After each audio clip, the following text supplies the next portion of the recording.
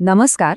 सध्या जगात खूप मोठे बदल होत आहेत आणि अशा वेळी भारताचं उत्पादन क्षेत्र एका अतिशय महत्त्वाच्या वळणावर उभं आहे. आज आपण हेच समजून घेणार आहोत की भारत या संधीचा फायदा घेऊन मॅन्युफॅक्चरिंगमध्ये पुढची मोठी झेप कशी घेऊ शकतो.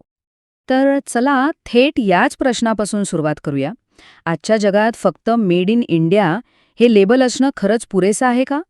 हाच प्रश्न आपल्या आजच्या संपूर्ण चर्चेचा केंद्रबिंदू आहे, जो आपल्याला खोलवर विचार करायला भाग पडतो.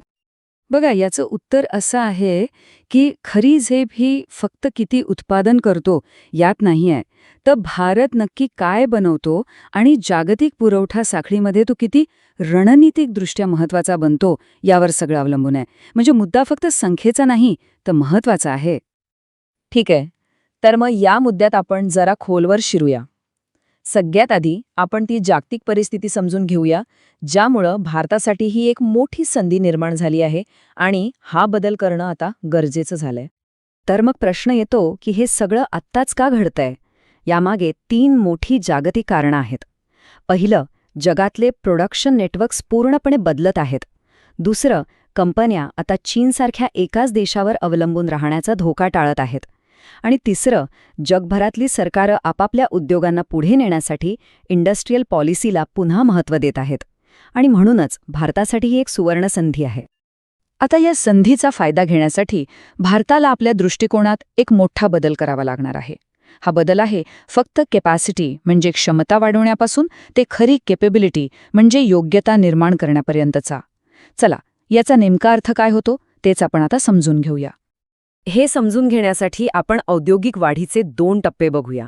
आत्तापर्यंत आपण क्षमतेवर म्हणजे कॅपॅसिटीवर लक्ष केंद्रित केलं.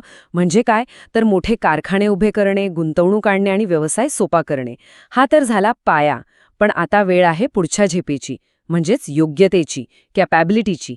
याचा अर्थ खोल तांत्रिक ज्ञान मिळवणं, रिसर्च आणि डेव्हलपमेंटमध्ये गुंतवणूक करणं आणि अशा वस्तू बनवणं ज्यांना जगात एक स्ट्रॅटेजिक महत्त्व असेल. आणि हो, हे सगळं काही फक्त कागदावर नाहीये. हा बदल खरंच घडतोय आणि त्याचे चांगले परिणाम आपल्याला काही महत्त्वाच्या क्षेत्रांमध्ये दिसायला सुद्धा लागले आहेत. याची 2 उत्तम उदाहरणं म्हणजे आपलं इलेक्ट्रॉनिक्स आणि फार्मा सेक्टर. इलेक्ट्रॉनिक्सचे उत्पादन गेल्या 11 वर्षांमध्ये जवळपास 6 पटींनी वाढले आहे. आणि फार्मामध्ये तर भारत जगातला सर्वात मोठा उत्पादक बनलाय, जो जगाच्या 50% जास्त वॅक्सिनची गरज पूर्ण करतो. हेच तर आहे योग्यता वाढवण्याचं उत्तम उदाहरण. आणि हा आकडा तर बघा, थक्क करणारा आहे. गेल्या 11 वर्षात भारताची इलेक्ट्रॉनिक्स निर्यात तब्बल 8 पटीने वाढली आहे. हे खूप मोठं यश आहे आणि हेच तर दाखवतं की आपली दिशा अगदी बरोबर आहे. ठीक आहे. मग आता प्रश्न असा आहे की हा बदल संपूर्ण मॅन्युफॅक्चरिंग सेक्टरमध्ये कसा आणायचा? तर यासाठी एक स्पष्ट आराखडा आहे, जो 5 महत्त्वाच्या स्तंभांवर उभा आहे.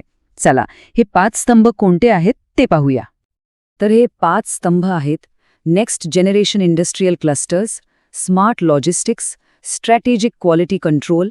चौथा आणि खूप महत्त्वाचा स्तंभ म्हणजे MSMEs, म्हणजेच सूक्ष्म, लघु आणि मध्यम उद्योगांना सक्षम करणे. आणि 5वा, प्रत्यक्ष अनुभवावर आधारित व्यवसाय सुलभता. आता आपण यातल्या प्रत्येक स्तंभाबद्दल थोडं जाणून घेऊया. तर पहिला स्तंभ आहे इंडस्ट्रियल क्लस्टर्स. इथे उद्देश फक्त लहान क्लस्टर्स बनवणं नाही, तर मोठे आणि एकमेकांना जोडलेले इंडस्ट्रियल इकोसिस्टम तयार करणं आहे. आणि विशेष म्हणजे हे आता मोठ्या शहरांपेक्षा टियर 2 आणि टियर 3 शहरांमध्ये जास्त होतंय, कारण तिथे खर्च कमी आणि संधी जास्त आहेत. आता वळूया दुसऱ्या स्तंभाकडे, लॉजिस्टिक्स. हा आकडा बघा, 7.97%. भारताचा लॉजिस्टिक्सवर होणारा खर्च आता GDPच्या फक्त 7.97% खाली आला आहे. हे खूप महत्त्वाचं आहे, कारण आपण आता जागतिक स्तराच्या अगदी जवळ पोहोचलो आहोत. ही खरंच एक मोठी सुधारणा आहे. पण इथे एक गोष्ट लक्षात घ्यायला हवी. अजूनही आपली बहुतेक मालवाहतूक रस्त्यांवरूनच होते. रेल्वे आणि सागरी मार्गांचा वापर अजूनही खूप कमी आहे. जर आपण ह्या स्वस्थ आणि अधिक कार्यक्षम मार्गांचा वापर वाढवला, तर लॉजिस्टिक्सचा खर्च आणखी कमी होऊ शकतो. तिसरा स्तंभ आहे क्वालिटी कंट्रोल, म्हणजे गुणवत्ता नियंत्रण. क्वालिटी कंट्रोल ऑर्डर्स म्हणजेच QCOsच्या माध्यमातून आपल्या उत्पादनांचा दर्जा आंतरराष्ट्रीय मानकांशी जुळवला जात आहे. याचा उद्देश फक्त नियम लादणं नाहीये, तर भारतीय कंपन्यांना जागतिक बाजारपेठेत अधिक स्पर्धात्मक आणि विश्वासार्ह बनवणं हा आहे. चौथा स्तंभ तर आपल्या मॅन्युफॅक्चरिंग सेक्टरचा कणा आहे, MSMEs. या उद्योगांना कर्ज, नवीन कौशल्य आणि आधुनिक तंत्रज्ञान सहज मिळणं खूप गरजेचं आहे. तरच ते मोठ्या जागतिक कंपन्यांच्या सप्लाय चेनचा एक महत्त्वाचा भाग बनू शकतील. आणि आता शेवटचा 5वा स्तंभ, व्यवसाय सुलभता. हे जे वाक्य आहे ना, ते सगळं काही सांगून जातं. खरी ईज ऑफ डुईंग बिझनेस ही कुठल्या तरी जागतिक रँकिंगमध्ये नाही, तर एका उद्योजकाला त्याच्या फॅक्टरीमध्ये रोज काय अनुभव येतो यात आहे. परवानग्या वेळेवर मिळणं, कामात वेग येणं, हेच खरं यश आहे. ओके, तर आपण हे 5 स्तंभ पाहिले, पण या सगळ्याच्या मागे अंतिम ध्येय काय आहे? या सगळ्या प्रयत्नांतून भारताला नक्की काय मिळवायचं आहे? उत्तर अगदी स्पष्ट आहे. भारताचं अंतिम ध्येय आहे खोल तांत्रिक योग्यता मिळवणं, देशात एक मजबूत R&D सिस्टम तयार करणं आणि अशा भारतीय कंपन्या उभ्या करणं ज्या जागतिक स्तरावर स्पर्धा करतील आणि महत्त्वाच्या क्षेत्रांमध्ये अपरिहार्य बनतील, म्हणजे ज्यांच्याशिवाय जगाचा कामच चालणार नाही.